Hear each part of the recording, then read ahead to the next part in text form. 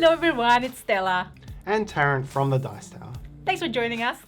Today we'll be teaching you how to play WarBonds Battle for Vitoria, game designed by Just Johnny and published by Punk This Studio.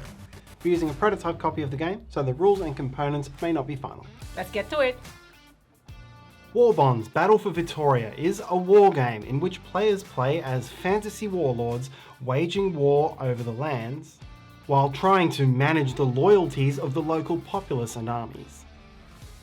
Over many rounds of play, players will recruit new units, wage war against their opponent's warlords and war camps, and take actions to gain leadership and loyalty to attempt to progress in one of three paths to victory.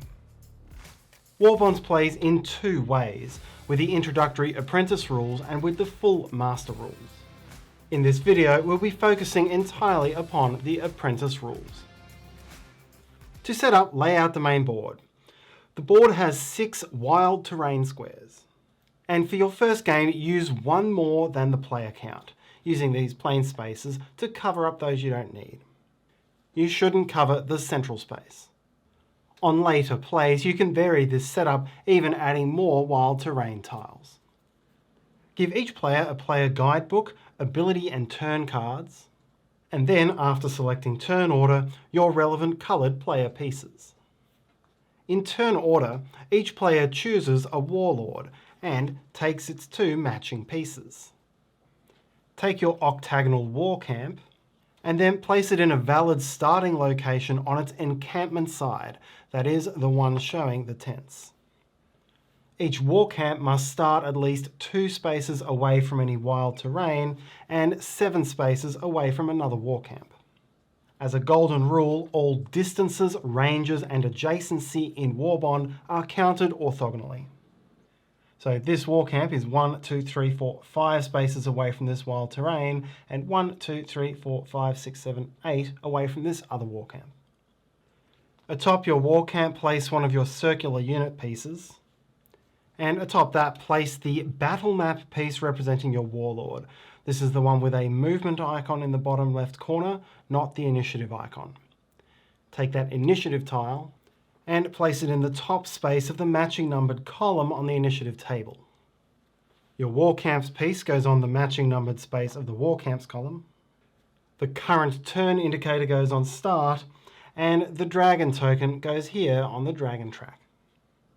You can also stand the current turn indicator up. We're going to show it flat through this video. Keep supplies of the other resources nearby for later use. These tokens are double-sided. They mean something different when they're on the blank side versus the side with an image. The dice are used for tracking health and damage. You're now ready to play. WarBonds is a war game, and during the game, players will control units and 1 war camp.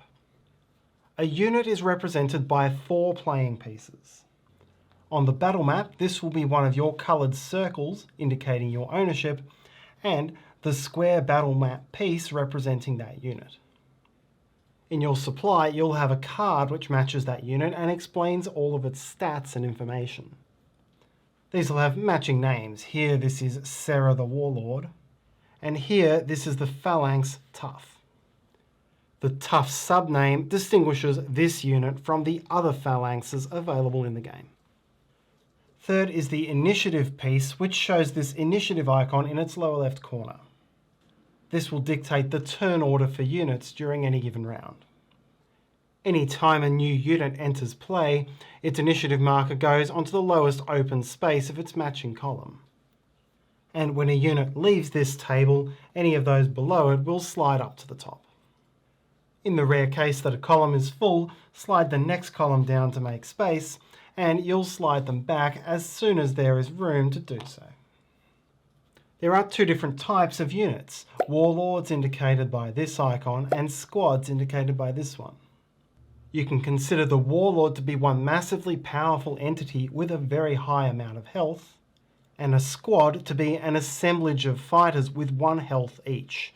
This, for example, is 11 separate fighters, indicated by a single token. Each player also has a war camp, which begins at level 1 and can go up to level 2. There's no card for your war camp. Instead, you'll find your war camp's information inside your player guidebook. Your war camp piece only covers a single space on the board, but its actual size depends on this statistic, its border. For example, at level 1, it has borders of 1, so it's actually considered to cover all of these squares at range 1. There are 3 different ways to win at WarBonds. Any player whose warlord dies or whose war camp is destroyed is eliminated from the game. And you can win by being the last player left standing. You could win by upgrading to a level 3 war camp. You'll be able to gain red war points through the game, either by destroying opponents' war camps or warlords, or by using leadership to win the Influence the Public bids. 3 war points lets you upgrade to a level 2 camp, and another 3 war points lets you upgrade again and win. Thirdly, if the dragon reaches the end of its track, then the game ends and whoever has the largest army is the winner. This is where the difference between warlords and squads is important. A warlord only counts as 1 member in your army regardless of the damage it suffered, while each living squad member counts towards your army. With 5 dead, this represents 6 members of the army, plus the warlord for a total army of 7. The game is played in rounds, which are tracked by the initiative table, and in each round, you'll move the current turn indicator from top to bottom, left to right, until you've resolved every icon shown. First, you'll activate units. Each unit will activate once, starting with the initiative 1 units from top to bottom, then initiative 2, 3, and so on. After units, you'll resolve war camps. Each player's war camp will activate in turn order, and then you'll do the repair and collect steps of the war camps area. After that, you'll run through the recall column from top to bottom. You'll move the dragon and resolve the dragon's event, and then work your way through these remaining cleanup steps before proceeding to the start of the next round. When the turn indicator reaches a unit, the unit acts unless it has been flipped to its disabled side, in which case its turn would be skipped. On most basic turns, a unit will resolve 2 abilities, a movement ability and an action ability. You can do these in either order, and one can't interrupt the other. A unit's action abilities can be found on the right-hand side of its card, or on the Universal Abilities card. This is a series of abilities available to all units. There are some abilities marked as full turn. This will use up both your movement and action abilities to take. While there are some other types, such as during turn or immediate, which are resolved in different ways, and we'll come back to explain them later in the video. For now, we'll focus just on the simplest turn, which is a movement and an action.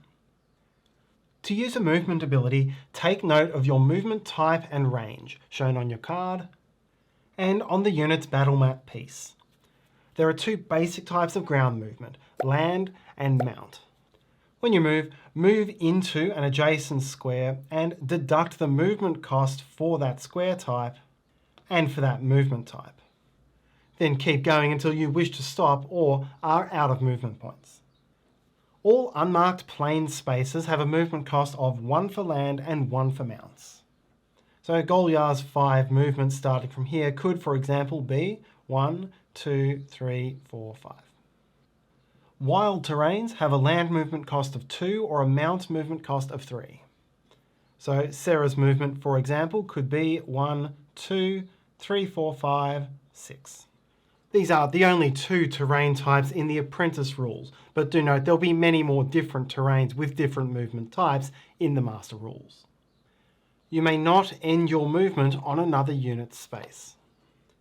You may move through a friendly unit, but may not move through an unfriendly unit unless you are small, indicated by this blue arrow, or the word small among that unit's attributes. Because Vesper is small, this movement would be legal.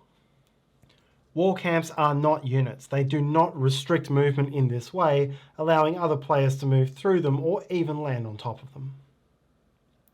A unit whose movement icon has wings can fly, and this will also be indicated by the flying attribute. Flight allows you to move up to and through your own special terrain spaces in the sky. For 2 movement points, fly up from the ground to the sky in your current location.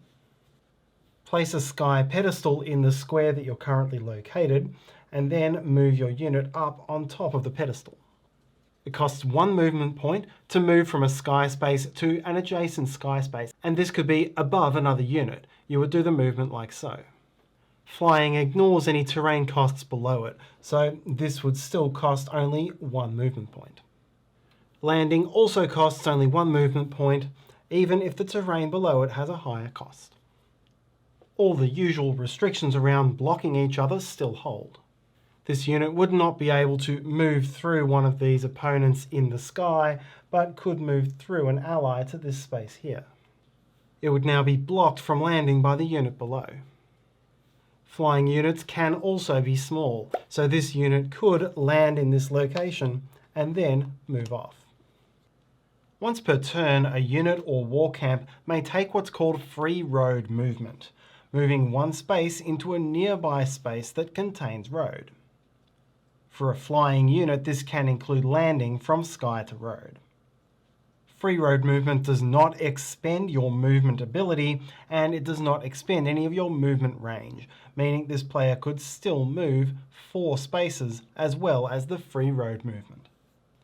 Since your movement ability is not expended, you can do this and still take a full turn ability on your turn. Next we'll look at deploying new units. There are 2 main ways to do this. A unit can spend its action ability to deploy a wild unit. It must be adjacent to a wild terrain to do so, and will deploy it onto that terrain. The second is as a full turn ability of a war camp, in which case deploy to an empty square within the borders of that war camp. Deploying units has no resource cost in the Apprentice Rules of the game. To deploy, you must have at least 1 of your unit markers available in supply. Then choose any one available squad from the squad deck, with only 1 restriction. And that is, if your warlord is good alignment, then you cannot choose an evil squad. And if your warlord is evil, you cannot choose good. If your warlord is neither good nor evil, you have no such restriction. And the other part of your alignment, chaos, law, or neutral, has no impact. Full information about all of the squads you can deploy are also included in your player guidebook.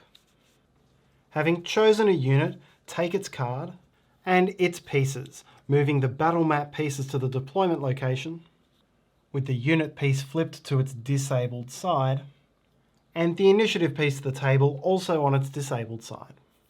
It won't act until it's been flipped in this step of the round end. If the unit takes supply, indicated by a number in the lower right, then place that many red supply tokens image side up on the card. This unit will need to spend these to resolve certain abilities. Now we'll talk about attacking. Attacking is an action ability, and it's always indicated by one of these red arrows on an ability card. There is no universal attack ability. All of your attacks will come from the unit's cards. Your first step is to choose a target. If your attack has a straight arrow, this is melee, letting you choose an adjacent target at the same elevation. A curved arrow is a ranged attack with range equal to the number. If the arrow is broken, the steps it's broken into will also match the range. These can attack either elevation, so this range to attack could hit any one of these 3 opposition units. You can also attack a war camp, but the rules are different, and we'll cover those later. You'll normally attack only 1 target, unless you have an area attack which must target all possible units within range, including your own, and splash, which can target this many units adjacent to your initial target. And note that your initial target can be an empty space, here for example targeting here and then splashing to both of these. Now separately for each of your targets, determine the amount of damage done, and this is based on the product of 2 numbers, the attacks per turn indicated by this icon, and the basic attack damage indicated by this icon. To determine attacks per turn, start with the basic value on that unit's card.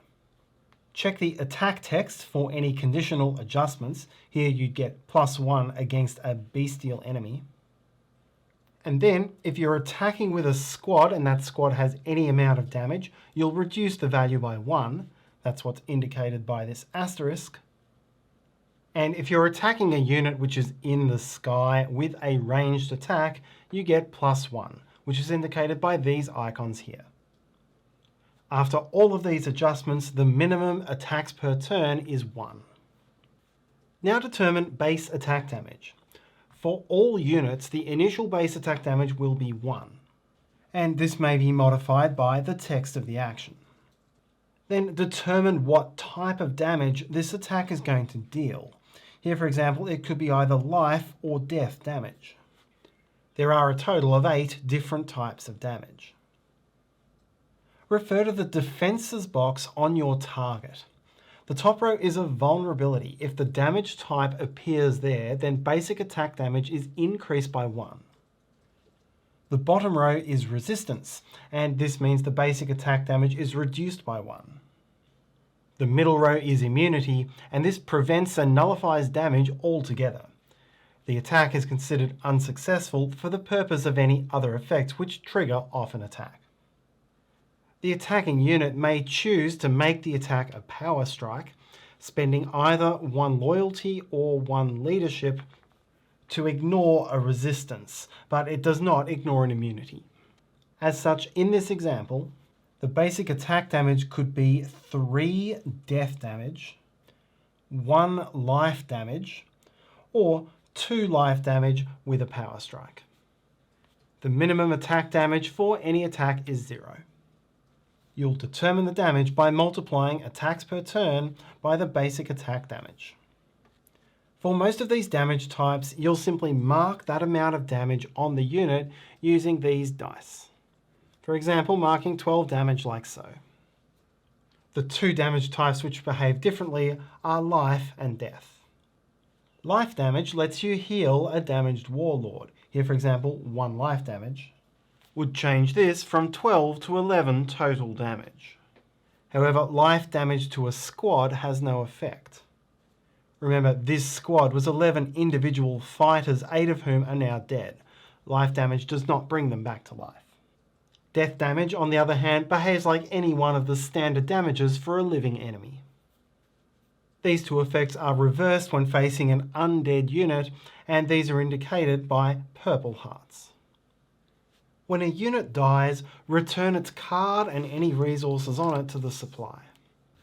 Remove its pieces from the battle map and the initiative table, putting the unit's pieces back in the supply and placing your unit marker in the graveyard. You'll get 1 of these back towards the end of each round. If you attacked with a warlord or a law squad, the last step of your attack will be check presence. Your warlord has a presence value, and this represents the range on the map over which your warlord has presence. Here it's 3. So right now all of these units are within Sarah's presence range. The presence check is one way to gain loyalty, that is to inspire loyalty among your units through attacking. When you attack with your warlord, then each of your chaos units within presence gains 1 loyalty. When you attack with a law unit, it gains loyalty if it is within presence of your warlord. Loyalty is placed on the unit card, and each unit has a maximum of 6. We've now seen the most common abilities: move, deploy, and attack. We'll now go back and take another look at the more general turn structure for a unit. As we saw, you'll take 1 movement ability and 1 action ability, and you can use up both of them to take a full turn ability. Another type is a during turn ability. These generally take place during a different ability and often enhance them. Here, for example, the Allegro ability costs 2 leadership, and it changes the Aria ability from a full turn to an action. The free road movement and the power strike abilities are both during turn abilities, which enhance movement and attack respectively. You may do at most 3 of these per turn, and they must all be different. Some abilities are marked as immediate, and these can be done at any time, whether on your turn or not.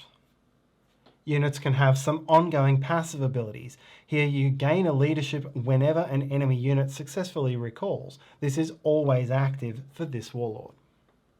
Then there are some abilities which resolve at the start or the end of a turn. Any end of turn abilities you'll find printed on your cards with one exception. Anytime you end your turn in a wild location, that squad gains 1 loyalty. That means for the full sequence of one of your turns, you'll resolve any start of turn effects.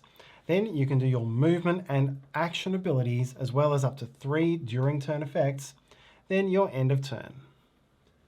You can use spare tokens to mark these off as you go along.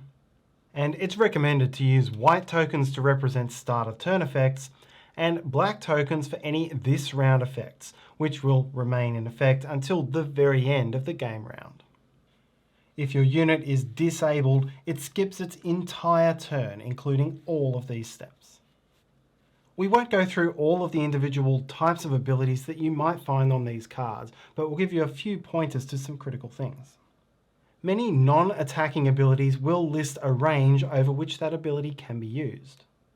You can use these to target someone at a different elevation, while nearby means on or adjacent to your current space at the same elevation. If no range is listed, you may target anywhere on the map. Abilities may have a cost in one of the 3 main resources: supply, loyalty, or leadership. Only warlords may hold leadership, and only squads may hold loyalty, a maximum of 6 each. Some ability costs are to sacrifice a squad member. If this is enough for the squad to die, you will still resolve the ability before resolving the death.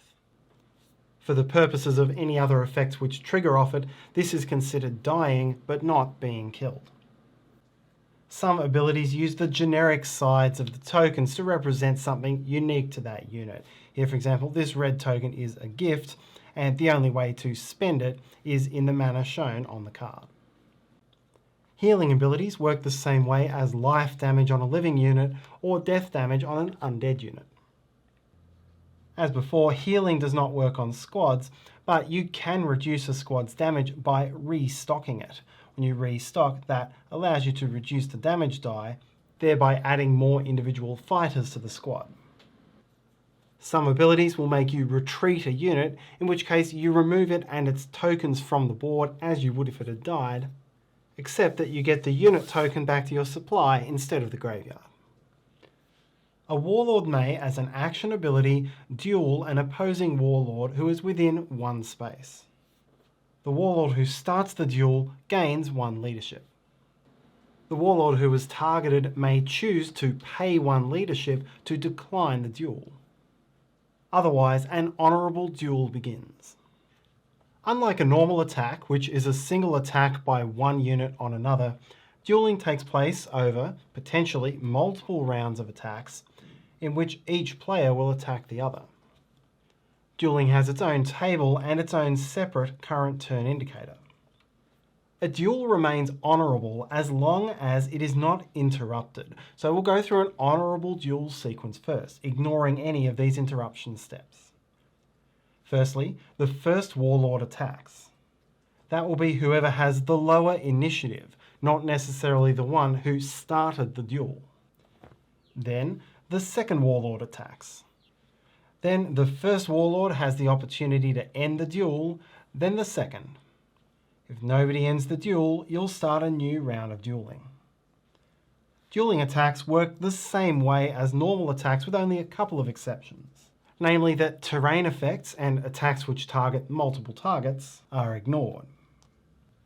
When somebody chooses to end the duel and there were no interruptions, then that player loses the duel. As punishment, any chaos or law units within presence of your warlord lose 1 loyalty, caused by their disappointment at seeing their warlord lose the fight. However, any of your units who are within presence of your warlord have the opportunity to interrupt the duel if it's going badly for you. Interrupting is a universal immediate ability and costs 1 loyalty from the unit doing the interrupting. You may interrupt with a law or neutral unit immediately before your warlord is attacked in the duel. This unit now blocks the attack they run in to try to help, and it means that the attack will be targeted against that interrupting unit instead of your warlord. You can also use any one of these 3 opportunities with either a chaos or neutral unit to interrupt and simply attack the opposing player's warlord. Once you've interrupted, you are no longer considered honourable in this duel, and so at any future time, if the opposing warlord ends the duel, there is no penalty to that warlord. These units see how dishonourable you've been and lose no loyalty to their own warlord. If your warlord dies, whether in a duel or any other time, then you are eliminated from the game. Remove your war camp and retreat all of your units from the map. Whoever lands the killing blow on your warlord immediately gains 3 war points, which is enough to upgrade 1 level of your war camp. Once all units have acted, you'll move on to the war camps, and they will take actions in turn order. The turn sequence is the same as the units. Each will have a movement ability, an action ability, as well as any during turns, start of end of turns, and so on. Stats and abilities are shown in the guidebook, and it depends on which level your war camp has been upgraded to, and whether it's currently in encampment or caravan form. You may switch between the 2 forms as a full turn ability. As an encampment, you can use a full turn ability to deploy units within the borders of the war camp. In caravan form, you can use a full turn ability to move a distance based on mount movement. War camps are free to move into or through other pieces and can even land on them.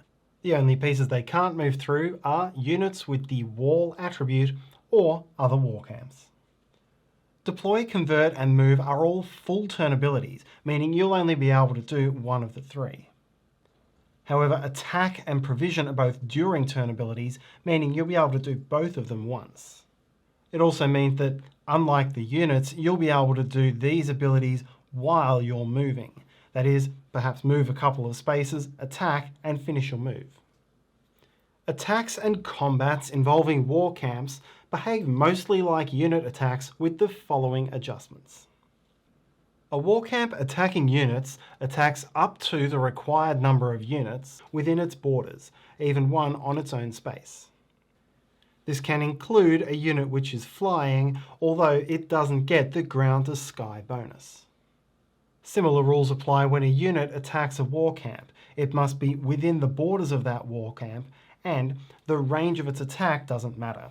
It simply attacks the war camp as its only target, ignoring area or splash.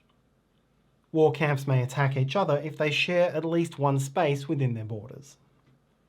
War camp damage is tracked on the initiative table, and the war camps are susceptible to all 8 types of damage, including life and death. If your war camp is ever destroyed, based on its health shown here, then you're eliminated from the game and retreat all your units. Destroying another player's war camp wins a reward of 3 war points. Last is provision, which lets you target allies within borders and then either rest them, restock them, or resupply them. Resting is based on your recovery value and lets you heal a healable unit by that amount.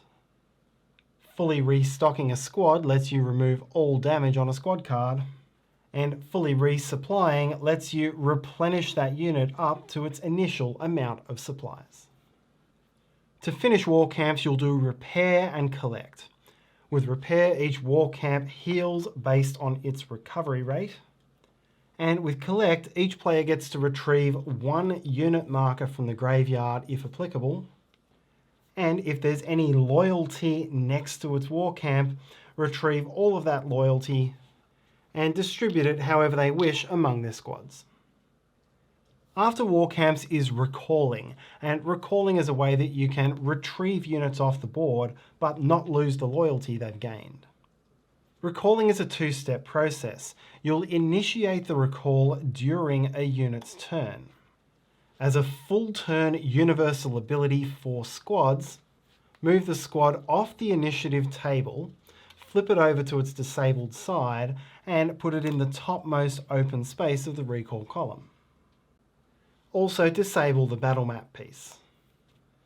A squad will also automatically and involuntarily initiate a recall if anything happens to it which would move it to a negative amount of loyalty.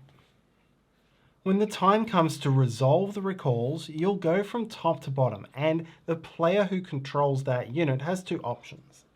The first is to continue with the recall. This is called a successful recall. Your war camp gains 1 loyalty plus a refund of any loyalty which was on that card, placing it here to be collected in the next war camp collects phase. Then retreat the unit. The alternative, if you've changed your mind about recalling, is to cancel the recall. This is called a failed recall. You must pay either a loyalty from the recalled unit or a leadership from your warlord, then return this token to its place on the initiative table. It remains disabled for now. As we saw before, disabled units skip their turns and they're not allowed to resolve any of their abilities. They are allowed to be targeted in attacks. On the plus side, they are never allowed to lose loyalty, meaning that a disabled unit will never be forced into a recall situation. They are able to gain loyalty while disabled.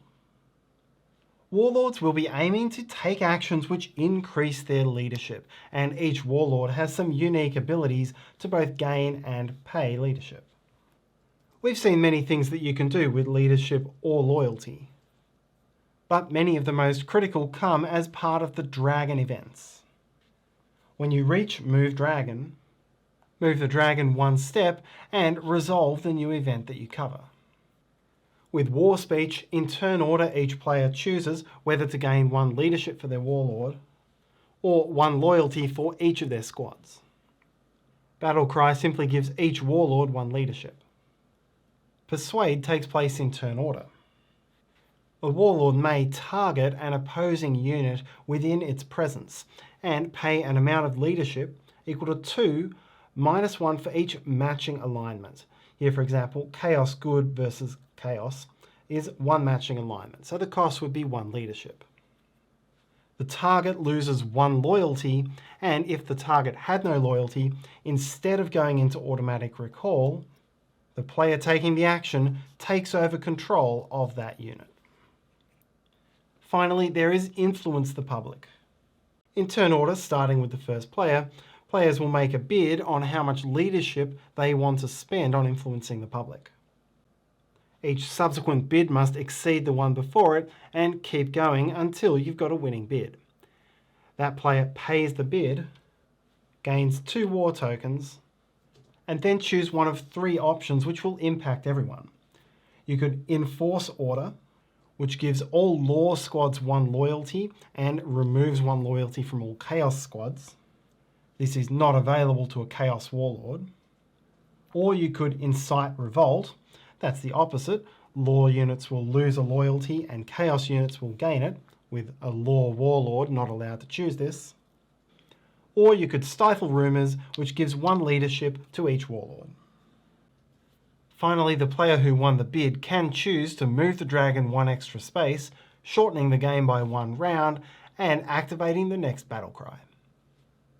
If nobody bid in the auction, you'll do stifle rumours by default and nobody can move the dragon again. Finally, work your way through these 5 end of round steps. First is the concede step. In turn order, if your situation is hopeless, you may choose to concede, in which case you'll retreat all of your units from the board, place 3 war tokens anywhere within the borders of your war camp, and you're out of the game.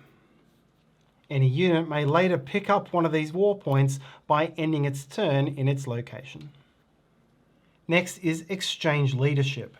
In turn order, each player has one opportunity to exchange any amount of loyalty for leadership at a rate of 3 to 1.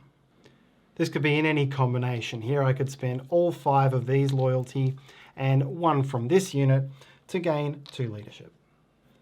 Then resolve any end of this round effects. As indicated here, you will have marked these with a black marker to remind yourself to resolve them now. Next is flip and enable. Anything which is disabled across the initiative table is flipped over to its enabled side, as is its piece on the battle map. The exception is anything which is now in the recall column, and it may have got there during the dragon event. These remain disabled. Finally, you'll proceed to the start of the next round. There are 3 ways to win war bonds, and the game will end immediately as soon as one player reaches one of these means. You can win by being the last player surviving on the board. You can win as soon as you gain enough war points to perform your second war camp upgrade. Finally, in the move dragon step of the 14th round, the dragon will reach this space and the game ends immediately. Players add up the sizes of their armies and the largest army wins. And that's how to play WarBonds Battle for Vitoria, the Apprentice Rules. Check out the project page of WarBonds. We'll put the link in the description below so you can check it out. And thank you so much for watching. Everything you do will help us. Every single view, every time you like the video, and let us know if you have any questions and comments. And hopefully we'll see you next time. Bye!